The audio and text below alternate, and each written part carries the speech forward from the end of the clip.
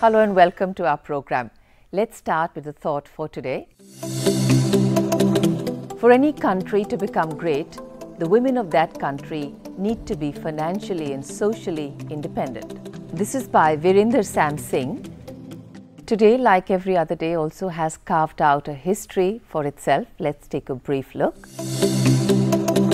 On the 21st of March in 1980, former American President Jimmy Carter announced that his country would be boycotting the 1980 Olympic sporting event, which was to be hosted by Russia.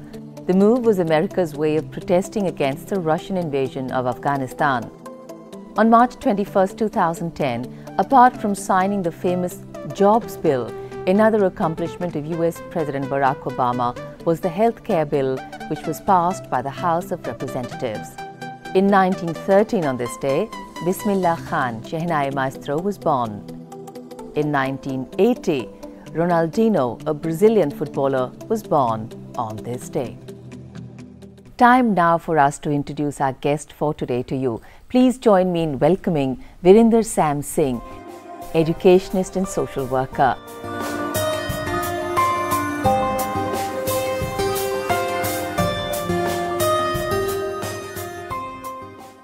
Virendraji, welcome to the program. Thank you, ma'am. Virendraji, you did your BSc, moved into engineering, went outside in the United States, worked, and till the year 2000, you were actually very well, deeply entrenched in the corporate sector. And then you decided to set up the Pardada Pardadi Educational Society, which works with girls and young women in rural Uttar Pradesh. How did this move happen? Like you said, I went to Aligarh University. I was a lousy student, and my whole world was playing field hockey. During those days, field hockey was a big deal in India, and so that's what I used to play. And that's how I got the admission in Aligarh Muslim University. In our inter-university tournament, always we met Punjab University in the final. For whatever some reason, Punjab wanted me to jump the ship and join them, you know. Okay. And they were willing to give me admission in engineering. Okay. You know.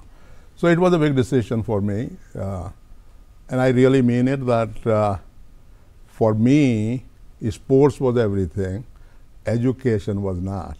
And for that reason, I was not a good student. But I knew that for engineering, I will have to study, and I was not sure whether I am capable of doing that. So it was a tough thing for me. But finally, I did go and join the Punjab University in their engineering department. Sports teaches you a lot of things, but one thing it teaches you, no matter what your circumstances are, at the end of the day, at the end of the week, at the end of the year, people will find out only one thing: you won or you lost. No amount of explanation will do after a year. You won or you lost. And so what sports teaches you, yeah, you are a lousy student. Yes, you have not been a good student whole of your life, but now you are here in engineering, okay? And only one thing will count, whether you pass or you fail, you know. So at least I believe that the reason I was able to do engineering is because of the sports, because what sport taught me, that hey, now that I'm here, I have to somehow win. And it took me quite a bit work, but anyway, I passed the engineering, and you will not believe it. I mean, for dumb reason, Punjab University gave me the first division in that. Okay. And so all I'm telling to your listeners, you know, that it is not impossible if you are in sports and you get an opportunity to do whatever it is. Your sports will help you to make sure that you come out on the winning side. Okay. You know. That's beautiful. And so anyway, that's how I got it. Right. And that's how I finished the engineering, and that's how I got the opportunity to go to US and do further engineering and got a job there and lived there for about 50 years. Right. So you left it all in 2000. You decided that you wanted to work in Uttar Pradesh, in the rural area, and work with girls, education and women empowerment. Coming from a strongly patriarchal background, because that's where you grew up, how was this decision made? Well, you know, it's an excellent question, and I wish I had an excellent answer, but I have a lousy answer, and my answer is that there is a saying in India Sir. that ऊंट को जब मालूम चलता है how high he is, जब वो पहाड़ के नीचे से निकलता है. Okay, and so for me, being from the zamindar family and all that, when I went to US and found out what US is all about, then all of a sudden I realized how little I am, how little things what we have done as a people, as a country, mean in the whole scheme of the world, you know. And that realization stayed with me even on my job. Fortunately, I got good breaks and I had a pretty damn good job, and I was able to be in the corporate level, in the board level, and worked for DuPont board. And there I realized the people who are in the board, they didn't reach there just by chance, just by keeping their fingers crossed. They were smart people. They were people who have accomplished big things in life, you know. So learning from them, rubbing shoulders with them, I realized it can be done. It is not an impossible task. Yes, we have been Ghulam for thousands of years, and yes, Ghulami has somehow got into our DNA, but we can get rid of that, and we can achieve the greatness what we were once, whatever Sone ki chidiya or whatever chidiya, that is what we were, that it can be achieved. And so it was that determination, plus I was lucky to have two daughters. The thought of that when they grow up, what would they think? What they would think about their dad, what they will think that, yeah, Dad, you did all that, but what did you do for the place where you were born, the place which sent you here? And yeah, you were able to do all those things, but what did you do for those people, you know? So that thought brought me back, but I want you to know it's not easy, because I was a married person, and you being a lady should be proud that generally ladies have more practical view in life than the guys have. We talk big, we imagine big, but we are not capable of doing that. And so it was my wife who generally will bring me back to the earth and bring me back to the reality, you know, that a nation as big as India, the task which I was thinking about, and I still doing it, is not that easy, because transitioning back to what we were mentally first will take time. First, if you can mentally say to yourself, and your country people can say to themselves, yes, we were great at one time and we can become great, then things will start happening. But to reach to that level will take time.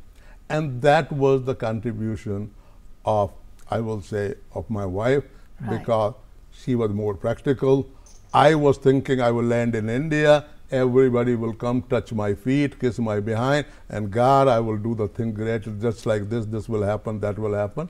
It doesn't happen like that. Nobody comes and touch your feet, nobody comes anywhere close to kissing your behind. None of that happened. And so gradually then you realize what your wife was saying, what your partner was saying, and then you become practical and you start doing the things, you know. Right. So when you go on ground and actually working with the community, बहुत सारी दिक्कतें आती हैं because हम लोग जब जाते हैं कम्युनिटी के साथ तो जैसे आपने कहा कि there is something in your mind कि this is what the community needs और वहाँ जाके पता लगता है कि community and society needs something totally different because their perspective is different, their reality is different. How did you manage to actually make headway in that direction? I had the experience of doing things. Okay. I had managed projects all over the world and in different circumstances with different people, with different all new jobs and all that.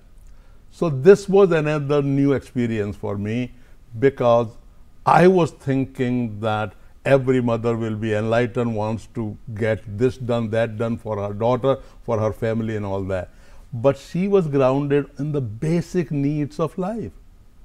Her only thing was she will be kind, she will be nice to me, let me finish my stupid lecture, and once I finish that, she will say, "Babuji, मेरे को तो 2 बात पूछनी है आपसे," you know.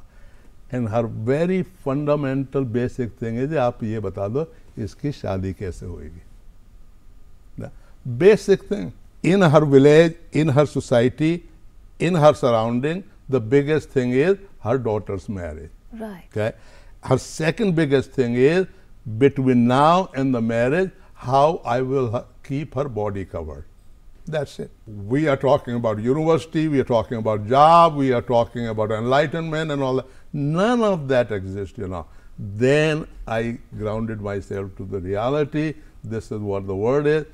And so the package we gave, the package we created because of those questions was, Mom, if you will send your daughter to this place called school, then from that moment onwards, all of the needs, we will take care of it. We will feed her 3 times a day. We will clothe her with shoes, kapda, everything, her transportation. We will take care of everything what she needs. Plus, we will deposit 10 rupees a day in her bank account every day. By the time she will finish 12th grade, she will have, Mom, 45 to 50,000 rupees in her bank account. And if we are feeding 1,500 girls 3 times a day, a barat of 100, 150 has no meaning. Shadi will take place here at the school. We will take care of all the expenses of Shadi, and this 50,000 rupees is for you to do whatever you want to do for your daughter. मतलब हमारी बेटी बन गई हो. Yeah. Wonderful, beautiful. And he is thinking, well, I got one stupid guy, you know. So he will take the bicycle, 1,100 rupees bicycle at that time. He will go and sell it for 600 rupees. He will take the books which cost us 300 rupees, will go sell it for 50 rupees and get drunk and all that. Okay. That's how we started. Okay. Because she was not empowered. She didn't believe that I really mean it, that I will do that. And she couldn't stop the husband. We started with that, you know, and the whole people around me saying, didn't I tell you so? You cannot do it. But I'm telling you again and again and again, I tell everybody, if you mean it, if you are sincere, people will believe you, people will trust you, and people will give their best for you to succeed. Yes, it took us a while, but today, I'm telling you, after 16 years, we have 1,500 girls. Every year, we have 66 to 70 girls graduate from 12th grade. They all go to the university. They all graduate from the university. And today, 154 girls are working all over India. Every year, 66 graduate from the university. This is the same girls, same daughters whose mother, who themselves didn't believe that they deserve to go to school, you know. Right. So that is what, and mother also, every mother is a smart lady. That 50,000 rupees which she was saving for her marriage, today you go to that same place, same school, she says, no, that is my down payment of the first year going to the university. Same 50,000 rupees, she now readily and happily pays for her daughter to go to university and spend that 50,000 her first year expenses in the university. And that's what happens here now. So I'm telling you, if you are sincere, if your effort is sincere, people will give you a chance because they all want to improve their fate. What are some things that we really need to know that I'm venturing in this business? I can look at it as social service, but actually it is service to the self and it is service to my society. Yeah, I mean, because I had experience in service, I lived in a country for 50 years where headline is coming that the man is landing on the moon. From the same headline, there will be another headline, a 11-year-old girl killed a tiger with her own hand, you know. Some stupid story like that will be on the same page. Now you are an Indian, you sitting there, you have the newspaper in front of you. On one side, human beings are landing on the moon. On the other side, in your country, they're talking about something stupid. An 11-year-old girl is killing tiger with her bare hand, you know. It's a story to make a joke out of our people, make a joke of us. But at that time, we were like that. We are changing. We will be changing, and we will get back to. I mean, I honestly believe it. We were a great country at one time, and we can reach there. But we will not reach there with our fingers crossed and doing nothing. It is a hard work. It is a work every morning you get up until evening you have to work your ass off. If you are willing to do that, you will achieve that goal. Right. Yeah. So what is the role adversity plays in actually encouraging you or stopping you in believing your vision to come true? Answering your question, sir, you are 5 goals behind and you got 33 minutes, 34 minutes left, and 11 of you get together. And you say, guys, listen, we not what is happening. We all know. Yeah. And somehow the strength come in those 11 people. The same 11 people, we were 4 goals behind. Right. In next 33 minutes, they are 5-4. They won by 1 goal. Okay. Same. So that's the spirit. Yeah. Right. That's what I'm just telling you. This is what sports teaches you. Nothing else. Sports teaches you, because 10 years from now, 20 years from now, the only record will be you won or you lost. Right. You know. So you will make sure 11 of you as a team, hey, we are winner and we're going to win. You know. That is what sports teaches you. And so again I'm saying is, yeah, disappointments came, yes, failures came, yes, people thought that how can I do such and such thing with a Kanjar girl, how can I do such and such thing with a Bhangi girl. They will not sit together, they will not eat together.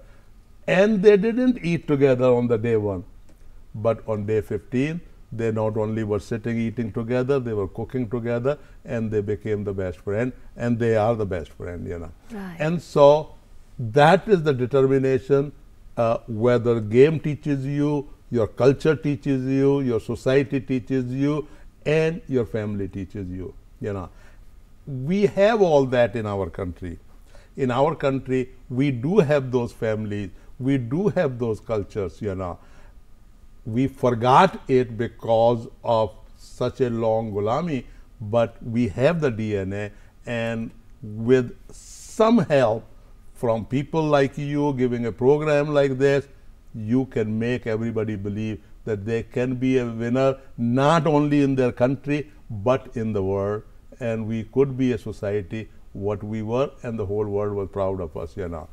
You have a plethora of awards nationally and internationally. Yeah. What do awards mean to you, sir? Award is not something to glorify, nothing. It makes you humble, and it makes you determined that yes, people are watching you and it is great that they recognize you, but your job is create many of you who can do the same thing what you did. So as a country, as a nation, and as people, what are some things that are our strengths which will help us overcome many adversities, and what are some things, particularly young people today, they need to look out and watch out for?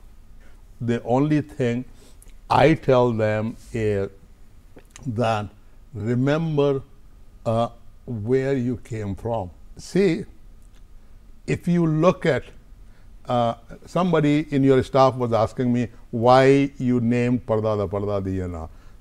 Pardada Pardadi is only a symbol of recognizing your strength, because your roots come from a civilization which was great, which lost its way and got into Gulami, but Pardada Pardadi were not Gulam.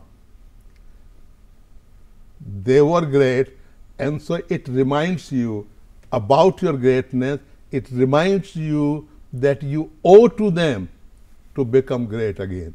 Remember the word I'm using is you honestly owe to them, because otherwise wherever they are, they would be so disappointed because they cannot believe that their DNA deserve to be gulam of anybody. True. I am not talking about gulami from outside, gulami within ourselves. We should not be gulam of each other. We should be independent thinker, doing independent thing. And so that is what I am saying is the young people should know their roots, and they should be proud of those roots, because those roots will help them, that thought process will help them to reach to the top of the mountain. So you have never wanted to take credit for whatever has been achieved, because you believe that unless the community did it, it would not be possible. But leadership is also very critical. So how does individual leadership blend in with collective support? The word leader itself means that there are some followers. True. If there are no followers, then there is no leader. So true. Okay. So blending is, you leader have to know what the society needs are. You know, I told you at the beginning of the program that I had a vision of every girl go to the university and all that, and I forgot that her needs is a survival today. Okay. And so the leader have to think, for going to the moon, going to the thing called university, roti has to come first. Okay. And she has to be happy today. You have to make her happy, to think about it is her vision. Mount Everest was created for her to climb, not for somebody else, not for people coming from England and London to climb the Mount Everest. It was created in her neighborhood for her. You know, this is what you have to generate in her thought process, because you have gone through life, you have seen life, and you owe to her that. You know, if she will understand that this is what the Mount Everest is created for me, then she will become the badminton champion, she will become the cricket champion, and yeah, it will take some time, but they will become the world champion like they just did. Right. You know. Right. And so the leadership owe to the people that bring them to the reality, but make sure their today's needs are taken care, so that they can dream higher and they can think higher. If you can make them do that, believe me, you don't have to do anything. They have the energy, they have the smart, they will reach the Mount Everest, like the two examples I just gave you. You know, Right. Nobody ever thought in my lifetime when we were young that our girls will become the world champion in cricket. We didn't believe that our cricket team will become the world champion. We thought field hockey is the only thing. There is only one Dhyan Chand, and that's it. After that, no Dhyan Chand will be born. And that is where we were in our thought process. But look at that. The leadership made them happen, and today it is happening. Today it will be a surprise if our girls don't win. Whereas at that time, in my young days, which was way back then 100 years ago, we never thought that they are capable. But the leaders were there, made them thought, and the young people started thinking, yes, indeed, I will climb the Mount Everest, and I will be the winner. And they showed you, and they became the winner. Right. It's so beautiful, sir. What you're saying is that, you can have a vision, but that is your vision. You have to actually build it into their reality and make it their vision. Their vision. Right. If it is their vision, they will achieve it. Just like the example we just gave it. Right, sir. Right. So when we talk of quotations and things that inspire us, we started the program with something that you like to believe in very strongly, and that's the sole motto of what you're doing today, which is that a country, for any country to become great, its women and girls need to be socially and financially empowered. Why is that critical, that women need to be socially and financially empowered for a country's greatness? Because that's a thought which is seeded, but not very often actioned. First of all, you cannot become socially independent till you are financially independent. Because if you are a beggar, you cannot be socially independent. You depend, as a beggar, you depend on somebody to give you alms. Okay, so that's the one thing. You have to become financially independent. The second thing about the ladies, I mentioned to you earlier of the program that us guys, we talk big, we have the big vision and all that, but something ladies is a God-given thing. They are more practical about things. They know that we cannot reach to the Mount Everest till our tummies are full today. The need of the family is taken care today. So whether those needs are education, whether those needs are jobs, whether those needs are wearing nice clothes so that my daughter can find the right kind of boy and have the marriage done, whatever those needs are, they are more practical. They will ensure that vision will come after today's needs are taken care. And so that's why I saw that in my mother. That is what I saw in my wife. That's why I believe in it. And my two daughters, that's what they do. They are more practical. They know that today's needs are taken care. Then we can dream about higher thing and bigger thing and all that, rather than us guy start dreaming big, which was my problem when I came to this country, that I was talking with the people who needed food that day. I was talking about how to become great, how to have a university education, how to have jobs and all that. I forgot about it. It was my daughters, it was my wife. She made me grounded and say, listen, we will reach there, we will talk about that, but first let's take care of today's needs. That is why I'm saying is, the ladies, they will guide you. They are much more practical than us guys, whether it is God given, whether it is DNA given, whatever you believe in, it is something which is above me, beyond me. I don't know what it is, but they are much more practical, and I honestly mean it, because I get into the bragging mode and I talk about the vision and all that, and I many times forget, and it is my daughters who say, Dad, let's get on today's job and finish today's job. Then we will talk about tomorrow, then we will talk next year, and then we'll talk about the vision. Let's get on with that. So ladies are more practical in that. I realized that. That's why I started the work. That's what I believe in.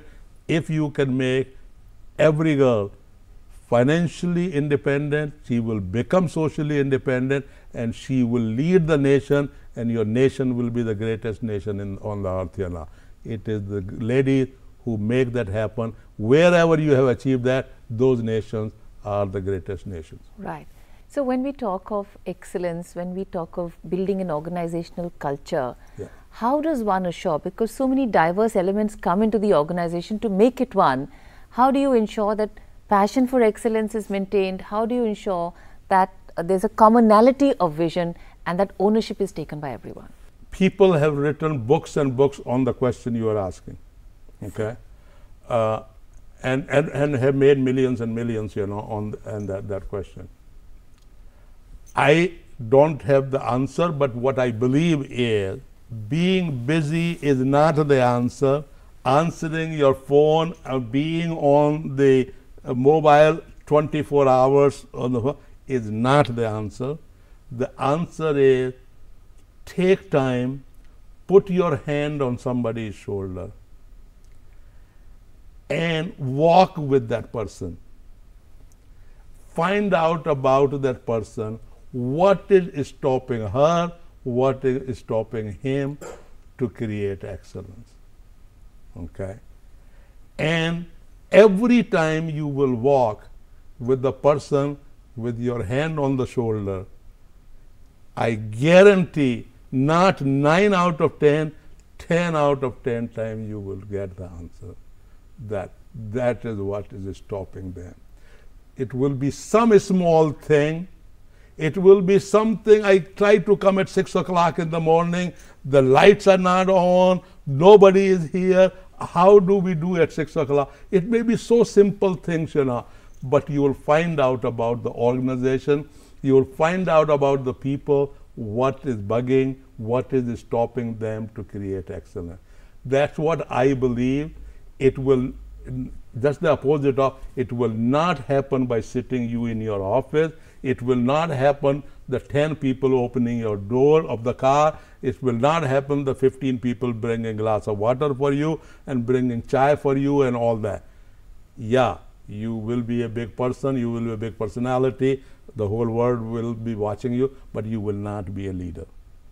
Now, if you want to be a leader, find time, put your hand on somebody's shoulder, take a walk, find out what is stopping her or him from creating excellence. 10 out of 10 you will find out. Once you find out, work on them and you will create excellence. Right. So another area where reams and reams of literature and books have been created on how to build second line of leadership. How do you ensure a smooth transition of vision, mission, values and excellence? How do you do that in your organization? I don't know, but what I do believe is that give a chance to people. Okay? How many times people have told me, in our culture, girl can't become a CEO. Sam, I understand it. You have lived outside, you have done this thing, but in our country, in our culture, a girl cannot become a CEO. And whatever little organization we have, whatever little thing we got, whatever is happening in our Pardada Pardadi, it is happening because of the girl. Okay, it is happening because of Renuka. She is the CEO, and I don't teach her; she teaches me. And so, all I'm saying is, second line of organization. Don't believe what people believe, what people say and all that. You look into it. Was your mother was a leader or not? Was your sister was a leader or not? Did she run the home better than anybody you can? If she can run the home, if she can manage the family, my God, why can't she manage? Look at the leadership she provides. And so I believe very strongly that second line of organization is all around you. If you yourself have taken all those lenses away which people have taught you, so and so cannot become it, the girl can't become it, if she is from that caste, she cannot become it. If there's a, take all that away. Don't believe in any of those things.